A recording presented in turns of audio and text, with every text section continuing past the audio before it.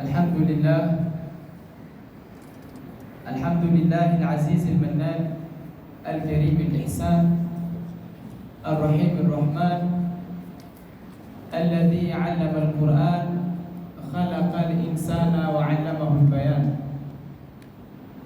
والصلاة والسلام على المبعوث رحمة للأنام سيدنا محمد وعلى آله وصحبه البررة الكرام. أما بعد، يقول الله سبحانه وتعالى في محكم تنزيله بعد أعوذ بالله من الشيطان الرجيم: بسم الله الرحمن الرحيم، يا أيها الذين آمنوا اتقوا الله وكونوا مع الصادقين. صدق الله العلي العظيم. Baada ya kumhimidi Mola Subhanahu wa Ta'ala na kumtakia rehema na amani kipenzi chake na bwana wetu Muhammad sallallahu alayhi wasallam, hatuna budi kurudisha shukrani tena kwa Mola Subhanahu wa Ta'ala kutukutanisha ndani ya bukaa la kheri kama hili, tukiweza kupata faida mbalimbali, masala ya iman, vifua vikifunguliwa, masala ya munkarat, masala ya ufisadi tutoe katika mujtamai wetu. Nikitambua maudhui niliyoanza mwaka uliopita, lakini sio msikiti huu kwa dhurufu ya marekebisho, ni maudhui ya at-tarbiyatul akhlaqiyya wal ijtimaiya, elimu ama malezi ya kitabia na masala ya kijamii.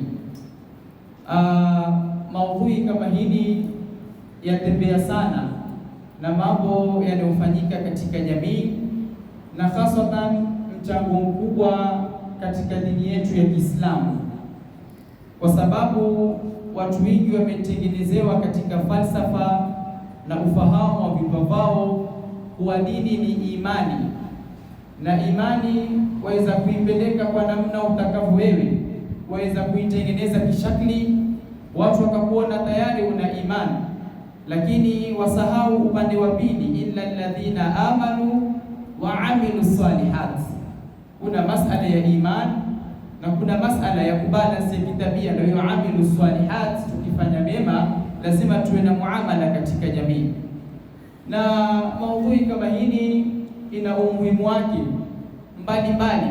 Mtume sallallahu alayhi wasallam atuambia katika hadithi yake, inna min ahabbikum ilayya wa aqrabukum minni majlisan yawm al-qiyama ahasinukum akhlaqa.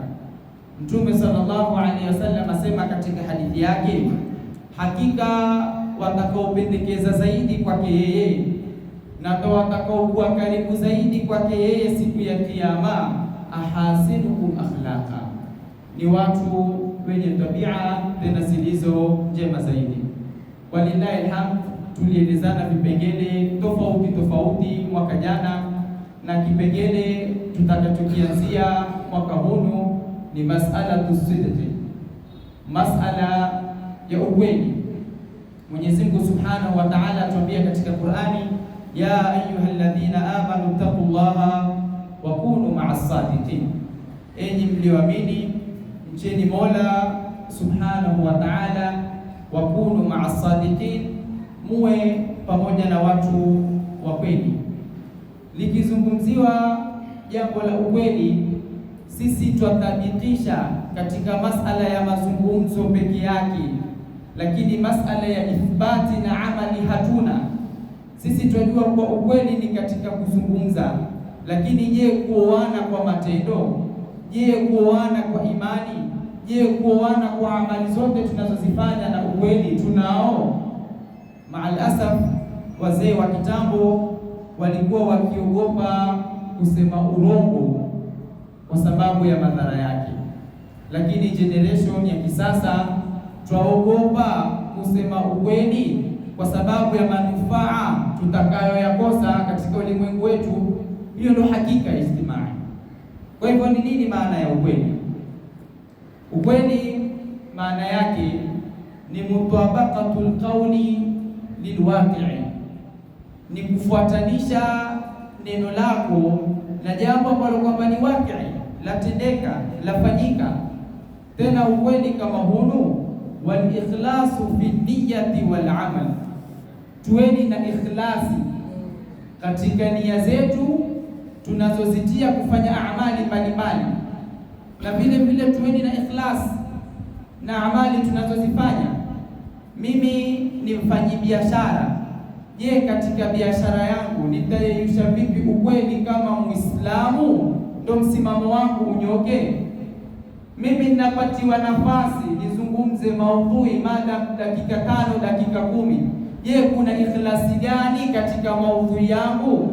Je, kuna ukweli gani katika maudhui yangu? Masala kama haya yanapoyeyushwa, jambo la kwanza yatuathiri sisi ambao kwamba ni wazungumzaji, tena tuyathabitishie kiamali, ndio yafike kwa wanaotusikia. Ruba mubalighin au amina sami. Hiyo ndio hakika ya ukweli. Ukweli una manifestation mbalimbali. Manifestation ya kwanza, kuna sidqul lisan, lazima tuwe wa kweli wa ulimi. Mtume sallallahu alayhi wasallam atuambia katika hadithi yake, inna sidqa yahdi ila albirri wa inna albirra yahdi ila aljanna. Mtume sallallahu alayhi wasallam atuambia, inna sidqa, kuwa ukweli, yahdi ila albirri, ya kupelekea katika mambo ya kheri. Wewe ukiwa ni mtu mkweli, utaona swala zako nyepesi, utaona funga zako nyepesi, kuheshimiana na watu kumesuluhu, mambo mingi yako ya khairati yatanyoka kwa kunyoka kwa ukweli wako. Tena Mtume sallallahu alaihi wasallam kabla ya kusema maneno kama haya asema, na kuna mtu atasema ukweli hata yuktabu inda Allahi siddiqan, mpaka title yako kwa Mola subhanahu wa ta'ala, Mwenyezi Mungu akitaka kukutaja katika sab'a samawati, yamtaja mkweli fulani, awaambia malaika nendeni kwa mkweli fulani. Na hapa tupata maudhui, mwanadamu apenda kusifiwa kwa mambo ya kheri ama kupatiwa jina kwa mambo ya kheri anayoyafanya. Nenda kwa mkweli fulani, nenda kwa mwenye kuswali fulani, nenda kwa mwenye kumheshimu wazazi wake fulani. Mwanadamu apenda kupatiwa title kwa mambo ya kheri anayoyafanya, na kinyume chake sasa mwanadamu atukia kupatiwa title kwa maovu anayoyafanya. Mtu akiwa mrongo hapendi kuitwa katika jamii jirongo fulani, ama mtu akiwa mwizi hapendi kuitwa katika jamii kijizi fulani, ama mtu akiwa mzinifu, ingawa atajua ni mzinifu, lakini hapendi katika jamii kuitwa jizinifu fulani. Na vile vile wa inna al-kadhiba, kinyume chake urongo, yahdi ila al-fujur, utakupelekea kwa mambo mabaya. Wa inna al-fujura yahdi ila an-nar, na haya mambo mabaya yatakupelekea motoni. Pahali pengine pa manifestation ya ukweli ni sidqun nia, katika nia zetu, sidqul azmi, katika maazimio yetu, wa sidqul amali, na ukweli katika amali zetu. Tukifungamanisha mwezi wetu wa Ramadhani, asidqu fi shahri Ramadhani, vipi tutakuwa na ukweli ndani ya mwezi mtukufu wa Ramadhani? Kama tunavyoelezewa na mashaikh mbalimbali kuwa yatosheleza kuwa Ramadhani ni madrasatun kamila, ni madrasa kamili ya kukurekebisha, ya kukuelimisha na ya kukuongoza katika masala mbalimbali. Huu mwezi wa Ramadhani ni mwezi wa malezi, tarbiyatul linnafs, umekuja kulea nafsi. Na mwezi kama huu si kujinyima tu na chakula wala na vinywaji, bali kuna mambo mengi ya khairati twajinyima yao kulingana na kiasi ya mizani ya kisheria. Mtu atafanya ukweli katika funga yake, fala yaghushu wala yakdhib, asidanganye wala asifanye ghushi. Mtu kama huyu atasema ukweli katika nia yake anapoitia nawaitu sauma ghadin, anadai min yaumi fardhi shahri Ramadhan hadhihi sana, ile nia unayoitia baada salati al-maghrib, unaposema lillahi ta'ala, kwa Mwenyezi Mungu Subhanahu wa Ta'ala aliyetukuka, itafasiri saumu yako kesho utaipeleka vipi, kwa sababu hakika ya imani tuambiwa illa alladhina amanu wa amilus salihat, hakika ya imani yadhihiri kwa matendo yako. Imani haitabiriwi tu kwa maneno, bali kwa matendo, na haya matendo yanasibishwa sana na masala ya kimuamala, namna tutakavyoingiana katika jamii, na vile vile tufanyeni ukweli katika dua zetu. Nikimalizia kwa munasaba wa wakati na bila ya kushangaa, kwa sababu mimi kawaida ni akhiru tarawih, zile raka 3 za mwisho tuamaliza salatu tarawih. Athari za ukweli. Je, ni zipi faida za ukweli? Jambo la kwanza, ala alfardi, wewe kama mtu, wewe individually ukiwa mkweli, je, faida yake ni gani? Asema jambo la kwanza, rahatu dhamiri, utapata raha ya dhamiri, utakuwa na masala tu ya dakhilia yametulia, uko na shuuru raha fi dakhil, uko katika amani, uko katika utulivu, uko katika tumanina. Na haya masala ya dhamiri mwanadamu afaa ayachunge sana katika maisha yake, na haya yametajwa sana na Asaid, apenda sana kuelezea masala ya dhamiri katika maisha ya mwanadamu. Je, nini hii maana ya rahatu dhamiri? Ni halatun min at-tumanina. Kwanza ni situation, uko katika utulivu katika maisha yako, wasakinatu dakhilia, na haya si masala kwa yoyote atayafahamu, isipokuwa una daraja fulani katika imani, ndio Mola Subhanahu wa Ta'ala aweza kuziyeyusha kwa nur na falsafa yake, akazimimina hizi mada unazoelezewa mpaka ukahisi katika kifua chako, naam, hapa amezungumza ukweli, naam, hapa ufisadi uko, naam, hapa kuna utisho wa kiyama, naam, hapa kuna ukweli, kuna khiana mimi nafanya, lazima nirekebishe. Dhamiri huwa ni sauti ya ndani inayotimbuka katika moyo wa mwanadamu, na sauti kama hili iko kwa kila mtu, na Mwenyezi Mungu ameifasiri dhamiri kwa ufahamu mbalimbali. Mwenyezi Mungu atuambia katika Qur'ani, inna hadainahu sabila imma shakiran wa imma kafura.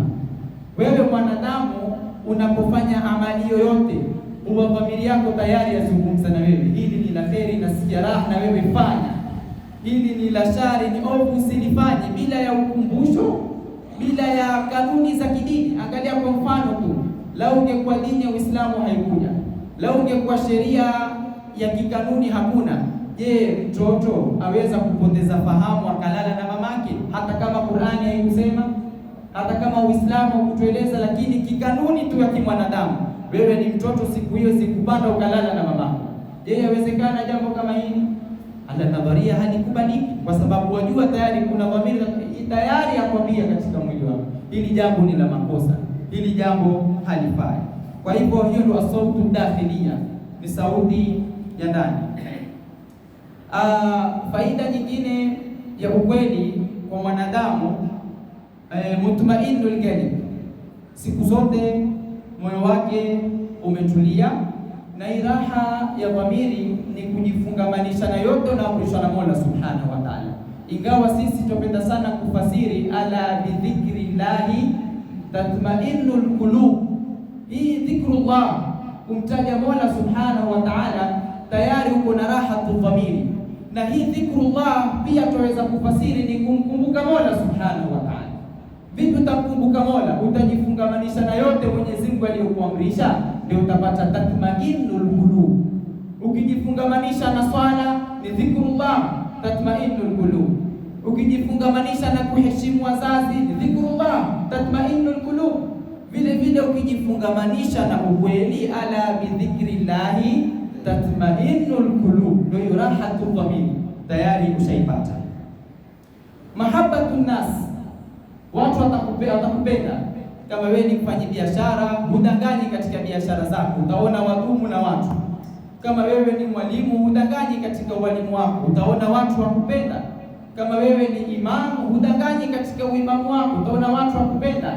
Na hapa tupateni darsa jamaa, msifasiri kuwa wote wanaozungumza sote tunaopatiwa nafasi, sote wenye kupiga makanzu, wenye kuvaa makofia, milemba mikubwa, wenye kupatiwa nafasi za kuswalisha, kwa 100% tuko sawa. Hii si mizanu tadayun. Hii ni masala ya fungamano lako na Mola, ni masala ruhania, ni masala ya kiroho, utatafsiri wewe na Mola wako. Lakini mizanu tadayun, mizani ya kumpata mtu hakika kwa amejipamba na dini, khuluqul mutadayin, ni tabia za mwenye kujipamba na dini. Kwa hivyo mahabbatu nas, ukiwa wewe ni mtu mkweli, watu watakupenda. Na sisi tuathiri sana kwa matendo yetu, hatuathiri sana kwa maneno yetu, ingawa percentage kubwa kama Said alivyozungumza, vijana wapenda sana kusikiliza, hata kama maudhui ni hizo zinaregelewa. Hakuna watu ambao kwamba waathiri sana vijana katika jamii kama viongozi wa dini. Hakuna watu wanaocheza dori kubwa katika maisha ya vijana katika jamii kama viongozi wa dini. Kwa hivyo Allah, sisi viongozi wa dini tujitwabikishe kwa haya tunayozungumza, ndio tuweze kuathiri watu. Faida nyingine ya ukweli katika mujtamaa, intisharu thika, utaeneza confidence, utapata uaminifu wa watu watakuamini, na lazima utakuwa shujaa mbele ya watu, bali utaogopewa na watu haswa. Wewe mtu fulani si mtu wa kutezewa, ni mtu na msimamo wake wa ukweli. Mtu fulani si mtu wa kutezewa, mtu fulani na mikakati yake amejipangia. Lazima utakuwa na intisharu thika wa quwwatul alaqat, utakuwa na long lasting relationships. Ima ni alaka baina ya mwalimu na mwanafunzi wake, ni alaka baina ya imam na maratibu wake, ni alaka baina ya mke na mume wake, ni alaka baina ya mzazi na mtoto wake. Hata mtoto wako ukimdanganya, ushaharibu, ushavuruga ile alaka. Allah, wazazi tunaopenda kutoa ahadi wala hatuzitimizi kwa watoto wetu. Kuna falsafa fulani katika alaka tuharibu. Wamwambia mtoto wako, ukifanya mtihani inshallah nitakununulia zawadi fulani, lakini kisha ulitwabikishi jambo kama lile, ukweli umeharibu. Na ukiharibu ukweli, dha'afatil alaqat, hizi alaka za wadhaifu. Istiqrarul muamalat, siku zote muamala utatulia na utadumu. Alqadau ala alghushi wal khiyana, tutatoa hizi ghushi na khiana katika jamii zetu. Nikimalizia, kinyume cha ukweli kama tulivyotanguliza ni urongo.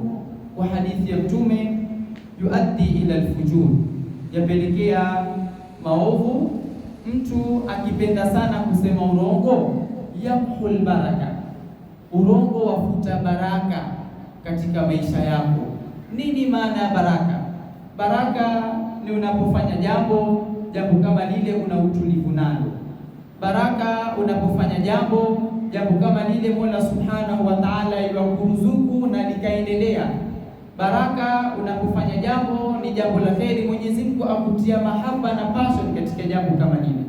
Tukitolea mfano, hata watoto pia ni baraka katika maisha ya mwanadamu. Kuna watoto wengine wazazi waridhika nao, wana furaha nao, wakiingia nyumbani tayari kuna tumaaninatul hal wa rahatul bal. Lakini kuna watoto wengine sasa wakiingia manyumbani, mzazi hajui amejirisha nini, tayari baraka hakuna. Na pengine katika muamala wako ulikuwa wapenda sana kusema urongo, ndio ukaingia katika system yako, ndio ukazaa mtoto ambaye kwamba halina baraka. Kwa hivyo urongo yamhul baraka, wafuta baraka. Urongo kama hunu yuhaddimu thika, yavunda confidence na trust kwa watu, yuqi'u sahibahu fil ithm. Tena huyu mwenye kusema urongo siku zote yupata madhambi mbele ya Mola Subhanahu wa Ta'ala. Wa innal kadhiba yahdi ila al-fujur wa innal fujura yahdi ila an-nar. Kwa hivyo ndugu zangu Waislamu, maudhui kama hizi kila mmoja hutumia uhodari wake kuzieleza, lakini maudhui za kitabia zataka sana kufanyiwa kazi kuliko masala ya theory. Theory ni masala ya kupokezana kimaneno, tuna kimaandishi, lakini hizi tabia zataka ziwekwe kwa field, tuzipambe nazo, tuwe sisi wa kwanza ni wenye kuathirika nazo kabla ya kuathiri mujtamaa kwa jumla. Kwa haya machache, tunaomba Mola Subhanahu wa Ta'ala atujalie min alladhina yastami'una alqawla fayattabi'una ahsana. Wassalamu alaykum wa rahmatullahi.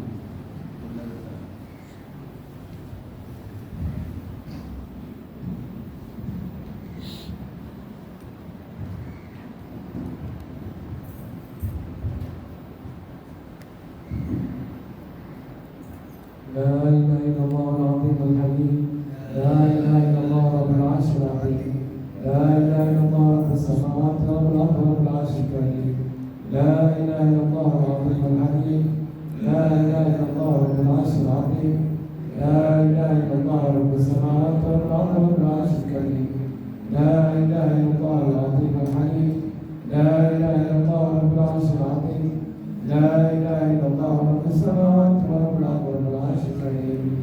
ربنا انفعنا بما علمتنا، رب علمنا الذي ينفعنا، رب فقهنا وفقه لنا وقرابات لنا في ديننا مع الخطء أنثى وذكر.